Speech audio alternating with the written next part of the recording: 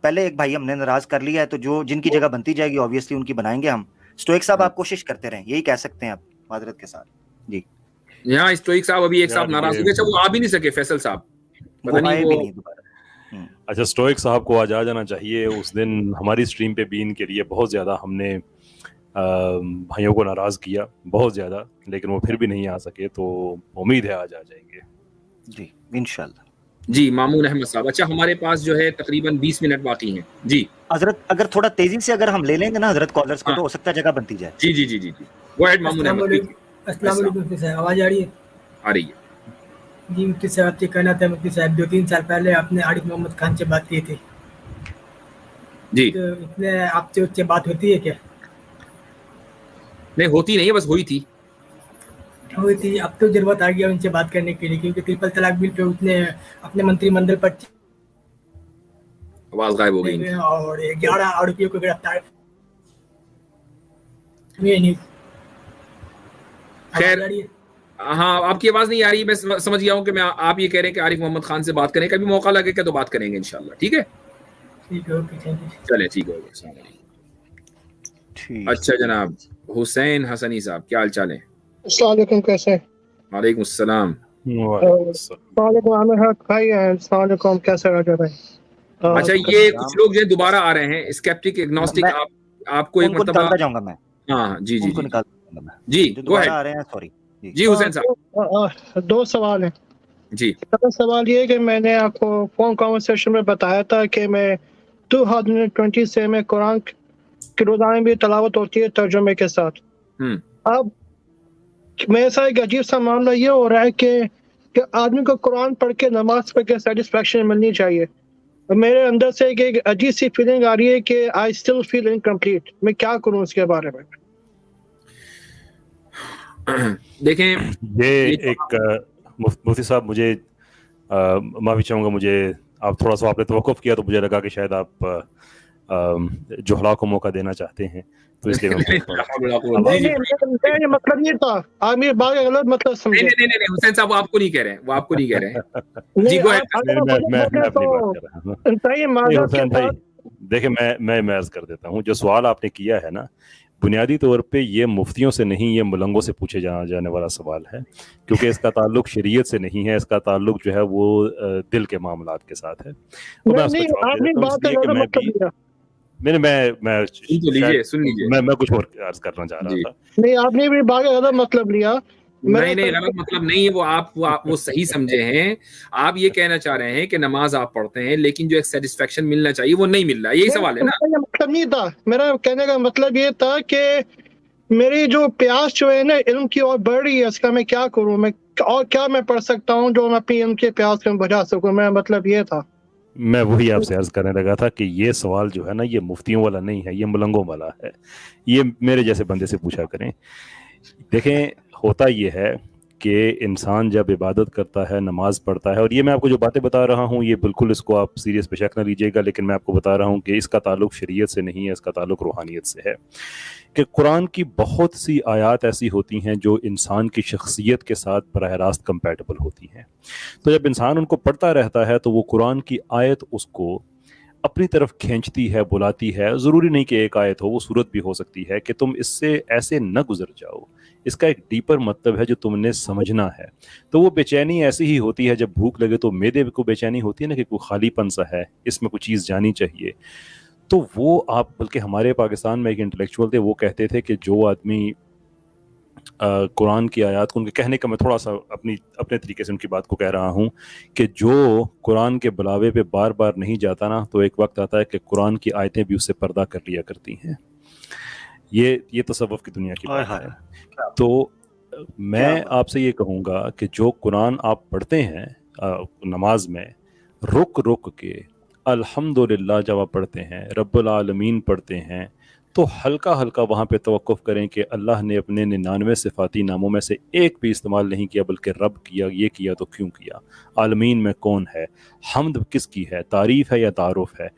مالک یوم الدین کہا کہ اس نے ایک طرف سورہ زمر کی آیت نمبر 53 میں کہتا ہے کہ سارے گناہ معاف کر دوں گا، اگر اپنی جانوں پہ ظلم کر بیٹھے ہو تو खफकी ना करना, परेशानी ना करना, तुम्हारा रब बड़ा माफ़ करने वाला है। लेकिन यहाँ पे मालिक की तरह कहता है मैं हिसाब लूँगा। तो इससे ये होता है कि कुरान की आयत जो होती है वो खुद खुल के आपकी तरफ आना शुरू हो जाती है जब आप गौर करते हैं, सिर्फ उसकी किरत नहीं करते बल्कि आप उसके आप साहिब हाल होना शुरू हो जाते हैं। तो कुरान आपको खुद समझाना शुरू कर देता है डीपर लेवल पे आपके, तो आपकी तशनगी कम होना शुरू होती है। एक ही इसका तरीका है कि जो पढ़ते हैं उसको आदत के तौर पे ना पढ़ें बल्कि रुक रुक के लफ्ज़ों पे गौर करते हुए करें कि वो आपका रब आपसे बातें कर रहा है। आयत गेटवे ढूंढ रही है आपके अंदर जाने का, वो दरवाज़ा आपने खोलना है, आपकी तशनगी दूर हो जाएगी और तशनगी उसके बाद बढ़ेगी कि हर इल्म के दर्जे के नीचे एक और दर्जा है, उसके नीचे एक और दर्जा है। तो मैं और क्या कर सकता हूँ कुरान को समझने? मैंने कुरान से जितनी भी दुआएं हैं उनको समझ के, उनका तर्जुमा समझ के, उनके बारे में रिसर्च करके मैंने खुद से सीखी हैं। जब मैंने एक वक्त ऐसा था कि मैं बिल्कुल नमाज नहीं पढ़ सकता, मेरे 2020 में मेरी अम्मा फौत हो गई, मेरे साथ काफ़ी मामला हुए, मेरी खुद की तबीयत बहुत ख़राब हो गई।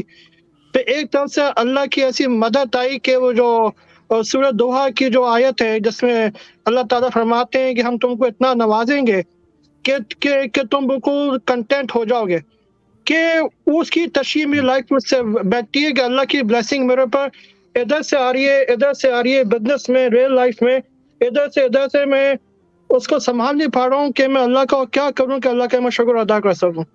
यही मेरी टेंशन है कि मैं समझ नहीं आ रहा कि मैं क्या करूँ, मैं और क्या कर सकता हूँ। अल्लाह का शुक्र देखें कमा हक़हू अदा हो भी नहीं सकता। आपके जहन में ये बात आ जाना कि मैं कैसे अल्लाह का शुक्र अदा करूं, ये खुद अल्लाह का शुक्र है।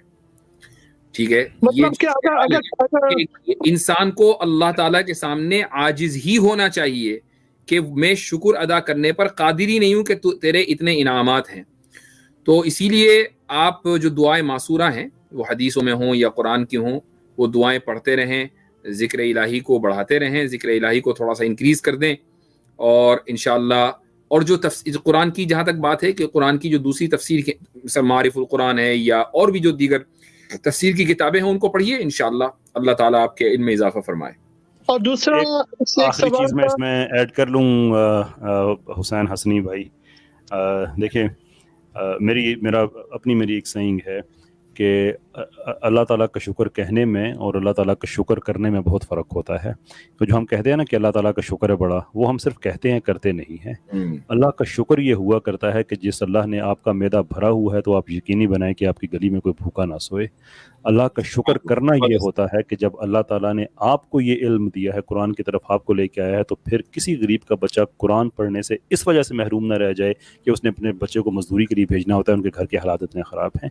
वो जिम्मेदारी आप किसी की ले लें तो अल्लाह ताला का शुक्र इस तरह से है कि अल्लाह कहता है कि तुम एक करोगे तो मैं बढ़ाता जाऊँगा, उसको बढ़ाता जाऊँगा, फिर खुद ही लोगों की तरफ से आपका शुक्र अदा होता रहेगा। वो तो फिर भी मुफ्ती साहब ने जैसे कहा कि कतई तौर पे नहीं हो सकता, लेकिन आपके अकाउंट में ऐड होता रहेगा। और एक बात और थी कि अगर दानस्ता या ना दानस्ता कोई गलती हो जाए जो गुस्ताखी के ज़ुमरे में आती है, उसकी तौबा के लिए क्या मैं फिर भी मुसलमान रहता हूँ या मैं दोबारा मुझे तजदीद ईमान की ज़रूरत है? आपको ये मुफ्तियों वाला सवाल है। ये इनसे आपका ये ख्याल कि आपसे कोई दानिस्ता नादानिस्ता गलती हो जाए और आप तौबा करें, अल्लाह ताला सबको तौबा की तौफीक दे। ये तौबा की तौफीक मिलना भी एक बहुत बड़ी नेकी है, हर एक को तौफीक नहीं मिला करती। ये तौफीक मिलना ही इस बात की दलील है कि अल्लाह ताला ने आपकी गलती को माफ़ कर दिया, जब भी तो तौबा की तौफीक दी है, वरना बहुत से खताकार ऐसे हैं जिनको तौबा की तौफीक नहीं मिलती। ठीक है, चलें। ठीक है जी, थैंक यू जी, अल्लाह हाफ़िज़। मलंगों की बात हुई हजरत, तो मैं एक शेर कहना चाहता हूँ। जी जी जी, इरशाद। सईद कैसर भाई भी सुना रहे हैं। वो कहते हैं मिल्लते अज इश्क हमा मिल्लत जुदा अस्त, मिल्लते अज इश्क मिल्लते इश्क अज हमा मिल्लत जुदा अस्त, आशिकारा मजहबो मिल्लत खुदा अस्त। तो आशिकों का जहां तो और ही होता है, इसमें कोई शक नहीं। आशिकों का जहां और ही है। माशाअल्लाह माशाअल्लाह। जी हाँ, कहूँगा मुझे आवाज नहीं आई, अगर मेरे बारे में कोई बात है या अगर मुझसे कुछ कहा है तो नहीं। आपकी मलंगियत के ऊपर मोहर लगाई है आमिर हक साहब ने। ओहो, वो उनको मैं वैसे ही प्यार से मुर्शिद कहता हूँ, फिर तो डिग्री मिल गई ना। जी जी जी, राहिज हसन। सबक फिर पढ़ सदाकत का, अदालत का, शुजाअत का, लिया जाएगा तुझ تجھ سے کام دنیا کی امامت کا، سبق پھر پڑھ صداقت